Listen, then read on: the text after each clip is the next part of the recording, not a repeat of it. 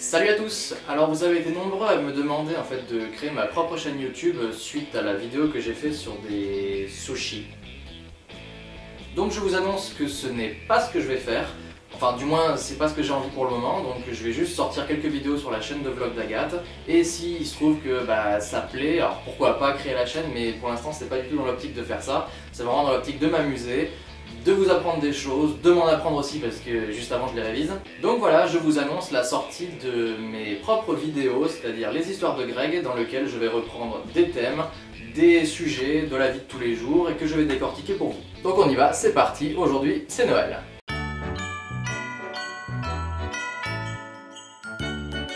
Ah Noël, la meilleure période de l'année, les cadeaux, la bûche, le sapin, le Père Noël, la famille... Tout est bien quoi. Mais connaît-on vraiment Noël? Est-ce qu'on sait vraiment ce que c'est? Noël, pour vous, c'est quoi?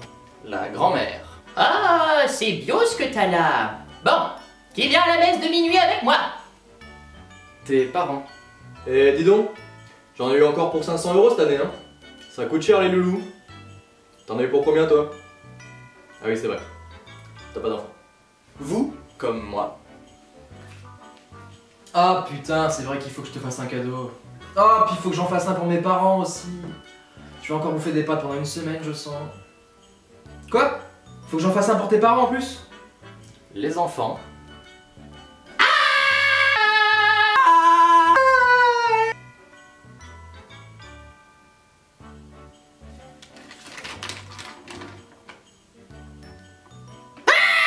Et le bébé.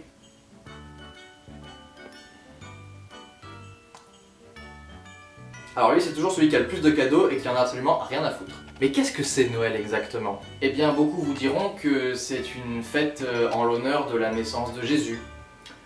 Dans le christianisme. À Noël. Eh ben non! À la base, Noël est une fête païenne où l'on célèbre le solstice d'hiver. Mais c'est quoi le solstice d'hiver? C'est très simple. Ça, c'est le soleil. Et ça, c'est la Terre.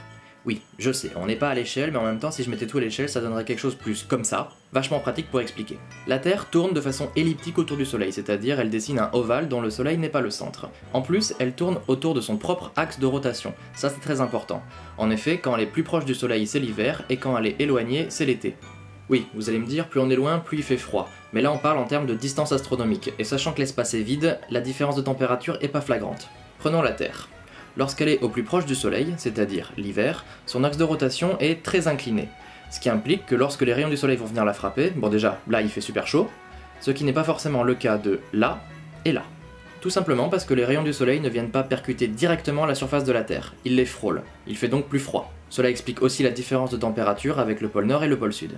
Ça, c'est l'ombre de la Terre. Imaginons quelqu'un habitant ici. Eh bien, en une journée, son trajet va ressembler à peu près à ça. Eh bien, on voit bien que la majorité du trajet se retrouve dans l'ombre, c'est-à-dire qu'il fait plus nuit que jour. Et lorsque cette période de nuit est la plus longue, c'est ce que l'on appelle le solstice d'hiver. Passons à l'été. La Terre se retrouve beaucoup plus éloignée du Soleil, en revanche, son axe de rotation est inversé. 50% de la Terre est toujours à l'ombre. Et là, il fait toujours super chaud. Prenons la même personne. En un jour, son trajet va ressembler à ça. Et bien cette fois-ci, on voit bien que le trajet de nuit est beaucoup plus court, ce qui implique que la journée va être plus longue que la nuit. Et lorsque cette période de jour est la plus longue de l'année, c'est ce que l'on appelle le solstice d'été. De plus, grâce à l'inclinaison de la Terre, on voit bien que l'hémisphère nord de la planète se retrouve beaucoup plus incliné vers le Soleil, ce qui explique qu'il va faire beaucoup plus chaud. Donc absolument rien à voir avec Jésus. Il faut savoir que Noël vient du latin natalis qui signifie naissance, ou natus qui signifie né. Ouais, voilà, vous allez me dire la naissance du Christ quoi. Eh bien non, en effet, comme je viens de vous le dire, c'est la naissance, mais du soleil. C'est-à-dire, on commence une nouvelle année, on commence un nouveau cycle, où un soleil va nous éclairer pendant toute l'année. Bien sûr, cette racine latine ne s'applique qu'aux pays qui ont des langues ayant une racine latine. Et il faut savoir qu'il n'y a absolument aucun document indiquant la date de naissance du Christ. Et ouais, c'est le personnage le plus important de la religion chrétienne, et on sait même pas quand il est né. Du coup, au 3e siècle après Jésus-Christ, il y a des mecs, ils se sont dit les gars, on a un problème sur la date de naissance. Ouais, tu sais le mec là qui est né, qui est mort et qui est rené après. Et ces mecs là ne savaient absolument pas quand était né le Christ. Du coup, ils se sont dit qu'il fallait trouver une date, et ils ont fait des propositions.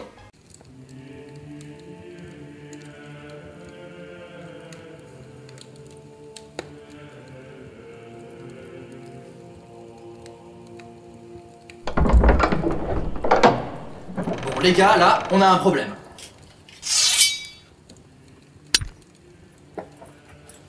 Vous êtes en retard, mon roi. Ouais bah écoutez, je reviens juste de la guerre de 100 ans, alors lâchez-moi les choses. Bien, mes seigneurs. Pas plus tard que la veille d'hier, je festoyais en bonne compagnie, et je me suis rendu compte que nous ne connaissions nullement la date de naissance du Christ. Pas le sang bleu, c'est intolérable.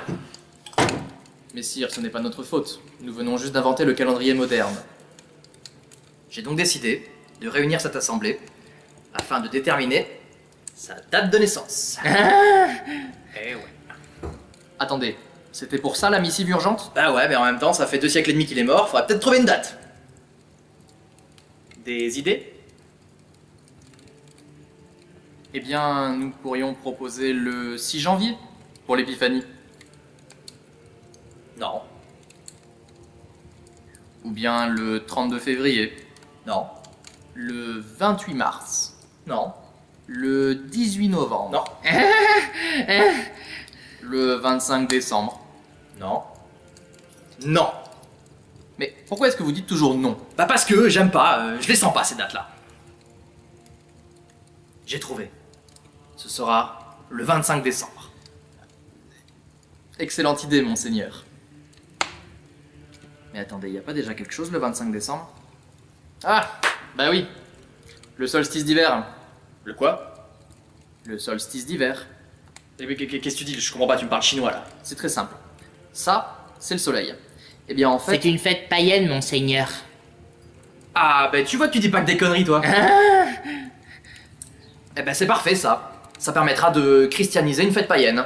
Ça sera le 25 décembre. Adjugé, vendu. Pardon? Oui. Excusez-moi, je me suis un peu enflammé. Et vous savez quoi?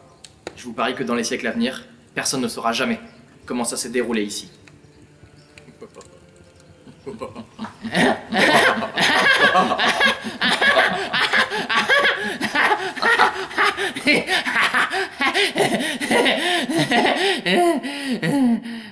Donc voilà pourquoi maintenant Noël se fête le 24 décembre au soir, dans la nuit du 24 au 25. Et depuis, Noël est devenu une fête familiale, folklorique, à laquelle on mange bien et on offre des cadeaux. D'ailleurs, ça vient d'où cette histoire de cadeaux? Eh bien en fait, selon les gens, cette tradition remonte à la naissance du Christ, dans laquelle les rois mages ont apporté à Jésus du parfum, des tissus, enfin, des cadeaux quoi.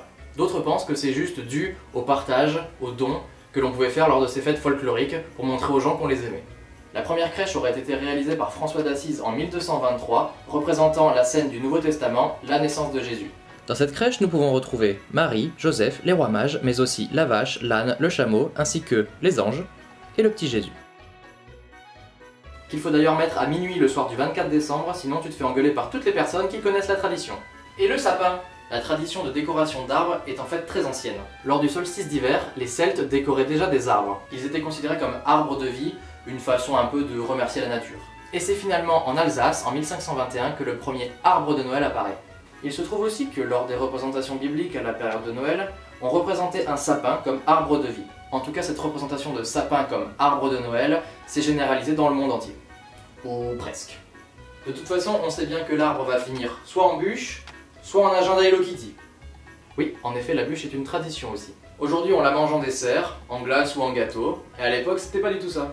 En fait, la tradition de la bûche est assez ancienne, c'était tout simplement au moment de la veillée qu'il fallait aller chercher une belle bonne grosse bûche, et il fallait qu'elle soit d'assez bonne qualité pour pouvoir brûler toute la veillée. Et vu les tailles des cheminées à cette époque-là, elle devait être bien grosse. Et pour terminer, intéressons-nous au Père Noël. Ouais, ce vieux gros bonhomme avec son manteau rouge qui prend les enfants sur ses genoux. D'origine anglo-saxonne et personnage complètement fictif, Ouais, ça on s'en serait douté. Ce bon gaillard a été notamment cité par Dickens, le conteur anglais. Personnage un peu mystique ou magique, il a clairement été inspiré du Saint-Nicolas chrétien. Disons que c'était bien sympa d'avoir un bonhomme rouge qui apportait des cadeaux aux enfants. Ouais, par contre, rouge, pas toujours. En effet, au départ, le Père Noël pouvait être représenté en vert dégueulasse. Et c'est grâce à Coca-Cola et à sa campagne de pub que la couleur rouge du Père Noël a été fixée. Ouais, ben je suis bien content qu'ils aient gardé le rouge. Et c'est ainsi que sont apparues toutes les traditions que nous connaissons aujourd'hui, le soir du 24 décembre du calendrier grégorien, inspiré par le pape Grégoire XIII. J'espère que cette vidéo vous a plu, n'hésitez pas à liker ou à commenter, et je vous dis à plus tard pour une prochaine vidéo sur Disney. Ciao!